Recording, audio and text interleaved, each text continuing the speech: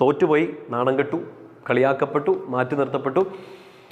ഇതൊക്കെ പറയാണ്ട് തന്നെ നമുക്കറിയാം, അനുഭവിക്കുമ്പോൾ നമുക്കറിയാം ഇറ്റ്സ് വെരി പെയിൻഫുൾ അല്ലേ. അതിൻ്റെ ഗ്രാവിറ്റി ഭയങ്കരമാണ്, നമ്മുടെ നെഞ്ച് തകർത്ത് കളയുന്ന സംഭവങ്ങളൊക്കെയാണ്. പ്രത്യേകിച്ച് ഇങ്ങനെ നാണം കെടേണ്ടി വന്നിട്ടുണ്ടെങ്കിൽ, ഒരു കൂട്ടായ്മയുടെ മുമ്പിൽ, ഒരു കൂട്ടുകാരുടെ ഇടയിൽ, നിങ്ങൾ പഠിക്കുന്നിടത്ത്, നിങ്ങളുടെ വീട്ടിൽ ഒക്കെ നാണം കെടേണ്ടി വന്നിട്ടുണ്ടെങ്കിൽ വല്ലാത്ത സങ്കടമാണത്. ഇൻഡിവിജ്വലി ചിന്തിച്ചാൽ സങ്കടമാണ്. ഒപ്പം തന്നെ നിങ്ങളുടെ ഫാമിലി മുഴുവൻ നാണം കെടുന്ന ഒരു അനുഭവം ഉണ്ടായെന്ന് വിചാരിക്കും. നിങ്ങളുടെ ഫാമിലി മുഴുവൻ മാറ്റി നിർത്തപ്പെടുന്ന ഒരു അനുഭവം ഉണ്ടായെന്ന് വിചാരിക്കുക. ഭയങ്കര പെയിൻഫുൾ ആണല്ലേ. കടന്നു പോകേണ്ടി വന്നിട്ടുണ്ടെങ്കിൽ, അതിനെയൊക്കെ ഒന്ന് ഫേസ് ചെയ്യേണ്ടി വന്നിട്ടുണ്ടെങ്കിൽ ചങ്ക് തകർന്നു പോകുന്ന വേദനയാണ്. പ്രിയപ്പെട്ട സഹോദരങ്ങളെ, ഈ പഴയ നിയമത്തിൽ ജോയേൽ പ്രവാചകന്റെ പുസ്തകത്തിൽ കർത്താവ് നൽകുന്ന ഒരു വാഗ്ദാനം നമ്മൾ വായിക്കുന്നുണ്ട്. അതായത് ഒരധ്യായത്തിൽ തന്നെ വളരെ കൗതുകകരമായിട്ട് നമുക്ക് തോന്നും. ഒരധ്യായത്തിൽ തന്നെ 3 തവണ ഇത് എടുത്തു പറയാണ്, നീ നാണം കെടേണ്ടി വരത്തില്ല. ഈ നാട്ടുകാരുടെ ഇടയിലോ ഈ ജനത്തിൻ്റെ ഇടയിലോ നീ നാണം കെടേണ്ടി വരത്തില്ലെന്ന് പരിശുദ്ധാത്മാവ് ജോയേൽ പ്രവാചകനോടെ ആവർത്തിച്ച് പറയണം. നമ്മൾ ഒത്തിരി തവണ വായിച്ചുള്ളൂ ഈ ജോയേൽ പ്രവാചകന്റെ പുസ്തകം. പ്രത്യേകിച്ച് ഈ നോമ്പുകാലത്തൊക്കെ നമ്മൾ ഒത്തിരി വായിക്കുന്നത് അത് തിരിച്ചു വരണം എന്നൊക്കെ പറഞ്ഞുകൊണ്ട് കർത്താവ് ആവശ്യപ്പെടുന്നില്ലേ. ജോയേൽ പ്രവാചകന്റെ പുസ്തകത്തിന്റെ 2-ാമത്തെ അധ്യായത്തിലാണ്. നിങ്ങൾ വിശുദ്ധ ഗ്രന്ഥം അടുത്തുണ്ടെങ്കിൽ ഒന്ന് എടുത്തേക്കാവോ. ജോയേൽ പ്രവാചകന്റെ പുസ്തകത്തിലെ 2-ാമത്തെ അധ്യായം അതിന്റെ 19-ാമത്തെ വാക്യത്തിൽ നമ്മളിങ്ങനെ വായിക്കും, കർത്താവ് തന്റെ ജനത്തിന് ഉത്തരമരുളി, ഇതാ ഞാൻ നിങ്ങൾക്ക് ധാന്യവും വീഞ്ഞും എണ്ണയും തരുന്നു, നിങ്ങൾ സംതൃപ്തരാകും. ജനതകളുടെ ഇടയിൽ ഇനി നിങ്ങളെ ഞാൻ പരിഹാസപാത്രമാക്കില്ല. വാഗ്ദാനം നമ്പർ 1, നിങ്ങൾ ഇനി നാണം കെടാൻ ഞാൻ അനുവദിക്കില്ല എന്ന് പറഞ്ഞ് കർത്താവ് ഒരു പ്രോമിസ് കൊടുക്കുകയാണ്. ആൻഡ് ദ പ്രോമിസ് റിപ്പീറ്റ്സ് 2-ാമത്തെ അധ്യായത്തിന്റെ 26-ാമത്തെ വാക്യം ഇങ്ങനെയാണ്, നിങ്ങൾ സമൃദ്ധമായി ഭക്ഷിച്ച് സംതൃപ്തി അടയും, നിങ്ങൾക്ക് വേണ്ടി അത്ഭുതങ്ങൾ പ്രവർത്തിച്ച് നിങ്ങളുടെ ദൈവമായ കർത്താവിൻ്റെ നാമത്തെ സ്തുതിക്കുകയും ചെയ്യും. എൻ്റെ ജനത്തിന് ഇനി ഒരിക്കലും ലജ്ജിക്കേണ്ടി വരില്ല. റിപ്പീറ്റ് ചെയ്യാണ് പ്രോമിസ്. ഇത് വായിച്ച് നോക്കണം കേട്ടോ. അടയാളപ്പെടുത്തിയിടും. നിങ്ങൾ ബൈബിൾ അടയാളപ്പെടുത്തിയിരുന്ന ശീലം ഉണ്ടെങ്കിൽ അടയാളപ്പെടുത്തിയിടുക. അല്ലെങ്കിൽ നോട്ട് ബുക്കിലൊക്കെ ഇങ്ങനെ വചനം എഴുതി ആവർത്തിച്ച് പ്രാർത്ഥിക്കുന്നവരുണ്ടല്ലോ, ആവർത്തിച്ച് എഴുതിയിടണം. ഈ അധ്യായത്തിൽ 2-ാം തവണ കർത്താവ് പറയാണ്, എൻ്റെ ജനത്തിന് നാണം കെടേണ്ടി വരില്ല, എൻ്റെ ജനം ഇനി നാണം കെടാൻ ഞാൻ അനുവദിക്കില്ല, നിങ്ങൾ പരിഹാസപാത്രമാവാൻ ഞാൻ അനുവദിക്കില്ലെന്ന് കർത്താവ് പ്രോമിസ് കൊടുക്കുകയാണ്. ആൻഡ് അഗെയിൻ കർത്താവ് പിന്നെ അത് റിപ്പീറ്റ് ചെയ്യാണ് 27-ാമത്തെ വാക്യത്തിൽ, ഞാൻ ഇസ്രായേലിൻ്റെ മധ്യേ ഉണ്ടെന്നും കർത്താവായ ഞാനാണ് നിങ്ങളുടെ ദൈവമെന്നും ഞാനല്ലാതെ മറ്റൊരു ദൈവം ഇല്ലെന്നും അപ്പോൾ നിങ്ങൾ അറിയും. എൻ്റെ ജനത്തിന് ഇനി ഒരിക്കലും ലജ്ജിക്കേണ്ടി വരില്ല. പ്രോമിസാണ് 3 തവണ. ചില കാര്യങ്ങളൊക്കെ വിശുദ്ധീകരണത്തൊക്കെ നമ്മൾ കാണുന്നില്ലേ, 3 തവണ പറഞ്ഞാൽ ഉറപ്പാണ്. നമ്മുടെ നാടൻ ഇതിലൊക്കെ പറയുന്ന പോലെ 1 തരം 2 തരം 3 തരം ഇതുമായിട്ട് ചേർത്ത് ചിന്തിക്കാൻ കമ്പയർ ചെയ്യാൻ പറ്റില്ല. പക്ഷേ കർത്താവ് 3 തരം ഉറപ്പിച്ച് പറയുകയാണ്, നീ നാണം കെടേണ്ടി വരത്തില്ലെന്ന്. എൻ്റെ ജനത്തിന്, എൻ്റെ പ്രിയപ്പെട്ടവർക്ക്, എൻ്റെ കുടുംബത്തിന്, ഈശോയുടെ പ്രിയപ്പെട്ടവർക്ക് നാണം കെടേണ്ടി വരില്ല. ഇത്രയും കാലം നാണം കെട്ടതോ, അപ്പോൾ കളിയാക്കപ്പെട്ടതോ, അപ്പം നമുക്കങ്ങനെ ചിന്തിക്കല്ലേ, ഈശോയെ ഈ പ്രോമിസൊക്കെ തന്നു 3 തവണയോ 30 തവണയോ തന്നിട്ടും എന്തുകൊണ്ടാണ് ഞാൻ നാണം കെട്ടത്, എന്തുകൊണ്ടാണ് എൻ്റെ കുടുംബം ഇങ്ങനെ ചമ്മിപ്പോയതെന്നൊക്കെ നമ്മൾ ചോദിച്ചിട്ടില്ലേ?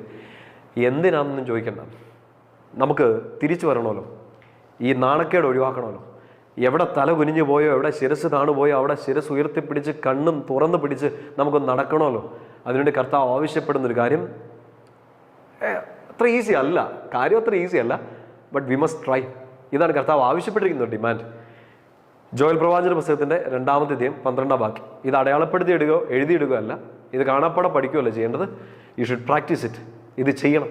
നമുക്കിത് ചെയ്ത് നോക്കണം. ഇത് ചെയ്ത് നോക്കിയാലാണ് ഈ പ്രോമിസ് 3 അല്ല 300 തവണ കർത്താവ് ഉറപ്പിച്ചു തരും, നീയോ നിന്റെ കുടുംബമോ നിന്റെ പ്രിയപ്പെട്ടവരോ നാണം കെടേണ്ടി വരില്ല. ഇത്രയും കാലം എന്തുകൊണ്ട് നാണം കെട്ടു എന്നുള്ള ചോദ്യത്തിനുള്ള ഉത്തരവും അവിടെ കിടപ്പുണ്ട്. അത് കാരണമാണോ നാണം കെട്ടെന്ന്? ഇനി ആ കാരണത്തേക്ക് അന്വേഷിച്ച് പോകണ്ട, നമുക്കൊരു സൊല്യൂഷനാണ് വേണ്ടത്. If you need to rise up, ഈ നാണം കേടിൽ നിന്ന് എഴുന്നേറ്റ് വരണമെങ്കിൽ നിന്റെ മുമ്പിലുള്ളൊരു സൊല്യൂഷൻ ഈശോ തരികയാണ്. കർത്താവിൻ്റെ വാക്ക് നമ്മളോട് സംസാരിക്കുന്നത് ഇങ്ങനെയാണ്. ജോയൽ 2:12 കർത്താവ് അരുളി ചെയ്യുന്നു, ഇപ്പോഴെങ്കിലും അറ്റ്ലീസ്റ്റ് നൗ. നാണം കെട്ട് ഏറ്റവും ചമ്മി നിൽക്കുകയാണ്, ഏറ്റവും തകർന്ന് നിൽക്കുകയാണ്. നൗ വേറെ ഒന്നിനെക്കുറിച്ച് ആലോചിക്കേണ്ട. നാണം കെടുത്തിയവരെയോ കളിയാക്കിയവരോ മാറ്റി നിർത്തിയവരോ ഒന്നും ഓർക്കേണ്ട. കർത്താവിനെ മാത്രം നോക്കണമെന്ന് വചനം ആവശ്യപ്പെടുകയാണ്. ഇപ്പോഴെങ്കിലും ഉപവാസത്തോടും വിലാപത്തോടും നെടുവീർപ്പോടും കൂടെ 3 കാര്യങ്ങൾ പറയാണ്. 3 പ്രോമിസ് ഉണ്ട്, 3 തവണ പ്രോമിസ് പറയുന്നുണ്ട്. ഒപ്പം തന്നെ 3 കാര്യങ്ങൾ ആവശ്യപ്പെടുകയാണ്. ഒന്ന് ഉപവസിക്കുക. നമുക്ക് അതിൻ്റെ വചനത്തിലെ അർത്ഥം കൃത്യമായിട്ട് അറിയാം. ഈ പട്ടിണി കിടക്കുക എന്നുള്ളൊരു മീനിങ് മാത്രമല്ല. ഉപവസിക്കുക എന്ന് വെച്ചാൽ ഭക്ഷണം ഒഴിവാക്കുക എന്ന് മാത്രമല്ല, ഭക്ഷണ സാധനങ്ങളിൽ നമ്മുടെ ഇഷ്ടങ്ങൾ ഒഴിവാക്കുക എന്ന് മാത്രമല്ല. ഉപവസിക്കുക എന്ന് വെച്ചാൽ കൂടെ വസിക്കുക. ആരുടെ കൂടെ ആയിരിക്കുക? ഈശോയുടെ കൂടെ ആയിരിക്കുക, ഒന്നാമത്തെ കാര്യം. 2 വിലാപം. എന്തിനാ വിലപിക്കുന്നത്? കടന്ന് കരഞ്ഞ് വിലാപവും നെടുവീർപ്പും ഉണ്ട്. വിലാപം എന്താ? ചുമ്മാ കടന്ന് കരഞ്ഞ് അയ്യോ എനിക്ക് എങ്ങനെ പറ്റിയെന്ന് പറഞ്ഞ് അല്ല. വിലാപം നമ്മുടെ പാപങ്ങളെ ഓർത്തായിരിക്കണം. എവിടെയെങ്കിലും ഈശോയെ തള്ളിപ്പറഞ്ഞ് ഓർത്തിട്ടായിരിക്കണം. ഈ നാണം കെട്ടപ്പോൾ കർത്താവിനെ ചോദ്യം ചെയ്ത് ഓർത്തിട്ടായിരിക്കണം. നമ്മൾ കരയേണ്ടത് അതിന് വേണ്ടിയിട്ടാണ്. 3ാമത്തെ നെടുവീർപ്പാണ്. നെടുവീർപ്പ് എന്ന് വെച്ചാൽ മാത്രമല്ല, അവാജ്യമായ നെടുവീർപ്പുകളോടെ പരിശുദ്ധാത്മാവ് നമുക്ക് വേണ്ടി സംസാരിക്കുമെന്ന് പൗലോസിലെ ഓർമ്മപ്പെടുത്തുന്നില്ലേ? പ്രാർത്ഥിക്കുക. ഉപവാസം വേണം, കണ്ണുനീര് വേണം, പ്രാർത്ഥിക്കുകയും കൂടെ ചെയ്യണം. ഈ വിലാപം കണ്ണുനീരൊക്കെ നമ്മുടെ പാപങ്ങളെ ഓർത്തായിരിക്കണം. എന്നിട്ട് എന്തിനാണത് അവിടെ കിടന്ന് അലച്ചു തല്ലി കരയാനോ അയ്യോ എനിക്ക് ഇങ്ങനെയൊക്കെ പറ്റിയല്ലോ എന്ന് പറയാനോ അല്ല. ഇവിടെ കിടന്ന് നമ്മളിങ്ങനെ ഭക്ഷണം കഴിക്കാണ്ടിരിക്കാൻ വേണ്ടിയിട്ടല്ല ആവശ്യപ്പെടുന്ന ഒരു വലിയ കാര്യം. ഇതിൻ്റെ ഒരു പ്രൈം എൻഡ് എന്താണെന്ന് അറിയോ? നിങ്ങൾ പൂർണ്ണ ഹൃദയത്തോടെ എൻ്റെ അടുക്കലേക്ക് തിരിച്ചു വരിക, കർത്താവിൻ്റെ അടുത്തേക്ക് തിരിച്ചു ചെല്ലണം. നമുക്ക് നാണം കെടുത്തിയ ആളുകളെ ഇങ്ങനെ നമ്മൾ നോക്കി നിൽക്കുകയാണ്. നമ്മളെ തെറ്റിദ്ധരിച്ച് വിഷമിപ്പിച്ചവരൊക്കെ ഇങ്ങനെ നോക്കി രണ്ടിട്ട് കൊടുക്കണം എന്നൊക്കെ വിചാരിച്ചുകൊണ്ടിരിക്കുകയാണ്. ദൈവമേ ഇവരുടെ തലയിൽ 2 തേങ്ങ വീഴണം എന്നൊക്കെ വിചാരിച്ചുകൊണ്ട് നമ്മളിങ്ങനെ നിൽക്കുകയാണ്. ഒരു തേങ്ങയും വീഴുന്നില്ല. നമ്മളിങ്ങനെ തേങ്ങ വീഴുന്നത് നോക്കി തെങ്ങിഞ്ഞോട്ട് ഇരുന്നിട്ട് വെയിൽ കൊള്ളുക എന്ന് മാത്രമേ ഉള്ളൂ. നമ്മൾ നോക്കേണ്ടത് നമ്മളെ വേദനിപ്പിച്ചവരോടല്ല, നമ്മളെ ചവിട്ടി താഴ്ത്തിയവരോടല്ല. ഈശോ ആവശ്യപ്പെടുന്ന ഒറ്റ കാര്യം, നീ നാണം കെട്ട് കാണും, കളിയാക്കപ്പെട്ട് കാണും, നീ ടോട്ടൽ ലൂസറായിട്ട് നിൽക്കാതിരിക്കുക, തകർന്ന് തരിപ്പണായിട്ട് എംപ്റ്റി ആയിട്ട് നിൽക്കാതിരിക്കാം. ഈശോ ആവശ്യപ്പെടുന്ന കാര്യം ഇത്രയേ ഉള്ളൂ. അങ്ങോട്ടും ഇങ്ങോട്ടും നോക്കാനല്ല.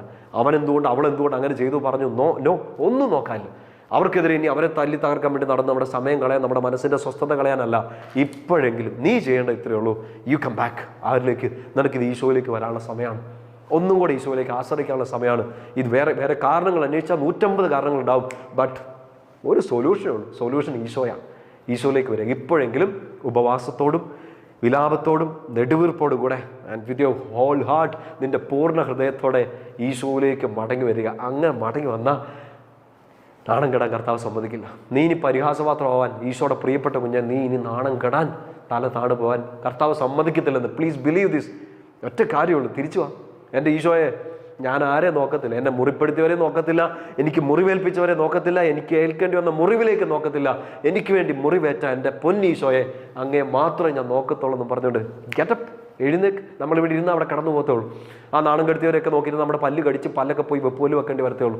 നമ്മളിങ്ങനെ തലയും ചൊറിഞ്ഞ് വിഷമിച്ചൊക്കെ നിൽക്കത്തേ ഉള്ളൂ. You have to get up. വീഴ്ത്തി കാണും, പക്ഷേ നമ്മൾ വീണത് കർത്താവിൻ്റെ മടിയിലോട്ടാണ്, കർത്താവിൻ്റെ കയ്യിലോട്ടാണ്. അവിടെ ഇരുന്ന് ആ മടിയിലിരുന്ന് കർത്താവിൻ്റെ കണ്ണിലോട്ട് നോക്കണം. എൻ്റെ അപ്പ, നീ ഇല്ലായെങ്കിൽ ഞാൻ ആകെ ചമ്മിപ്പോയനെന്ന് പറഞ്ഞ് ഇനി ഒരിക്കലും ചമ്മാൻ അനുവദിക്കാത്ത ഈശോയുടെ സ്നേഹത്തിലേക്ക് പൂർണ്ണ ഹൃദയത്തോടെ തിരിച്ചു വരിക. നിൻ്റെ ഹൃദയം മുറിഞ്ഞിരിക്കുകയാണ് ഈ നാണക്കേട് കാരണം. കളിയാക്കപ്പെട്ട് ഹൃദയം ഇങ്ങനെ ഡൗൺ ആയിട്ടിരിക്കുകയാണ്. പക്ഷേ ഹൃദയം മുറിഞ്ഞവരെ, മനമുരുകിയവരെ, അവർക്ക് സമീപസ്ഥനായിട്ട് അവരെ ഇങ്ങനെ കൈ താങ്ങി നടക്കുന്ന ഒരു കർത്താവിനെ നമ്മൾ എന്തുകൊണ്ട് മറന്നു പോകണ്ട. മറന്നു പോയെങ്കിൽ this is a time to come back. This is a time to look up. ഈശോയിലേക്ക് നോക്കുക. നിന്നെ ചവിട്ടി താഴ്ത്തിയിട്ടവരിലേക്കല്ല, നിന്നോട് കയറി വരാൻ പറയുന്ന ഈശോയിലേക്ക്. എത്ര അഗാധതയിലേക്ക്, എത്ര കുഴിയിലേക്ക് വീണു പോയാലും അത്രയും ആഴമുള്ള കുഴിയിലേക്കും കൈനീട്ടിപ്പിടിച്ച് ഈശോയുടെ പ്രിയപ്പെട്ട കുഞ്ഞിനെ, ഒരു ആട്ടും കുഞ്ഞിനെ പോലെ പിടിച്ചു പൊക്കി നെഞ്ചോട് ചേർത്ത് പിടിച്ച് തോളിലെടുത്ത് കൊണ്ടു നടക്കാൻ പറ്റുന്ന ഈശോയെ മാത്രം നോക്കുക. Don't look down, look up. ഈശോയിലേക്ക് മാത്രം. സങ്കീർത്തനം 34, സമയമുണ്ടെങ്കിൽ സമയമുണ്ടാവും, 34-ാമത്തെ സങ്കീർത്തനം ഒന്ന് വായിക്കണം. ദൈവത്തിൻ്റെ സംരക്ഷണത്തെക്കുറിച്ച് ദാവീദ് പാടുന്ന ബ്യൂട്ടിഫുൾ ആയ സങ്കീർത്തനമാണ്. 34-ാമത്തെ സങ്കീർത്തനത്തിൻ്റെ 18-ാമത്തെ വാക്യം അറിയാലോ കാണാതെ. ഇങ്ങനെയാണ്: ഹൃദയം നുറുങ്ങിയവർക്ക് കർത്താവ് സമീപസ്ഥനാണ്, മനമുരുകിയവരെ അവിടുന്ന് രക്ഷിക്കുന്നു. ഇത് രണ്ടും നിനക്ക് സംഭവിച്ചിട്ടുണ്ടാകും. ഹൃദയം നുറുങ്ങിയിട്ടുണ്ട്, മനം ഉരുകിയിട്ടുണ്ട്, ചങ്ക് ഇങ്ങനെ പെടാപ്പാട് പെടുന്നുണ്ടാവും. ഈശോ സമീപസ്ഥനാണെന്ന് നിനക്ക്, വേറെ ആർക്കുമല്ല. ഈ ചങ്ക് പൊടിഞ്ഞു പോയ നിനക്ക്, ഹൃദയം നുറുങ്ങി നിൽക്കുന്ന നിനക്ക്, മനസ്സുരുകി നിൽക്കുന്ന നിനക്ക് ആരും കൂടെയില്ല. പക്ഷേ ഈശോ സമീപസ്ഥാണ്. He's near you in the deepest pain. നീ ഏറ്റവും വേദനിച്ച് നിൽക്കുന്ന ഈ സമയത്ത്, ഏറ്റവും നാണം കെട്ട് നിൽക്കുന്ന ഈ സമയത്ത്, പ്ലീസ് ബിലീവ് ദിസ്, ഈശോ നിൻ്റെ അടുത്ത് നിൽക്കുകയാണ്. ചുമ്മാ പറയല്ലോ, അനുഭവിച്ചിട്ടില്ലേ? ഇല്ലെങ്കിൽ നമ്മളൊക്കെ തോറ്റുപോയാനല്ലോ, ഇല്ലെങ്കിൽ നമ്മളൊക്കെ ഈ ഹൃദയം കീറി മുറിഞ്ഞ് ചതഞ്ഞ് പോകുമായിരുന്നല്ലോ. നമുക്ക് വേണ്ടി ഹൃദയത്തിൽ ഇടം തന്ന, തിരുക്കുരിശിൽ, തിരുമാറിൽ, തിരുമുറിവിൽ നമ്മളെ ഏറ്റെടുത്ത് പിടിച്ച ഈശോ നമുക്കുള്ളതുകൊണ്ട് we cannot look down, we have to look up. കുരിശിൽ ഇതിൻ്റെ മേലെല്ലാം, നീ തോറ്റതിനും നീ നാണം കെട്ടതിൻ്റെ എല്ലാം മേളിൽ വിജയം നേടി കുരിശിൽ ഇങ്ങനെ നിൽക്കുന്ന ഈശോയിലേക്ക് മാത്രം നോക്കുക. ഇപ്പോഴെങ്കിലും അറ്റ്ലീസ്റ്റ് നൗ പൂർണ്ണ ഹൃദയത്തോടെ ഈശോയിലേക്ക് തിരിച്ചു വരാൻ വേണ്ടി ഈശോ തന്ന ഒരു സൈനായിട്ട് ഇതിനെ കാണുക. God bless you. ഈശോ അനുഗ്രഹിക്കട്ടെ. നമുക്ക് പരസ്പരം പ്രാർത്ഥിച്ച് കർത്താവിൻ്റെ സ്നേഹത്തിൽ മുമ്പോട്ട് പോകാം. ആമേൻ.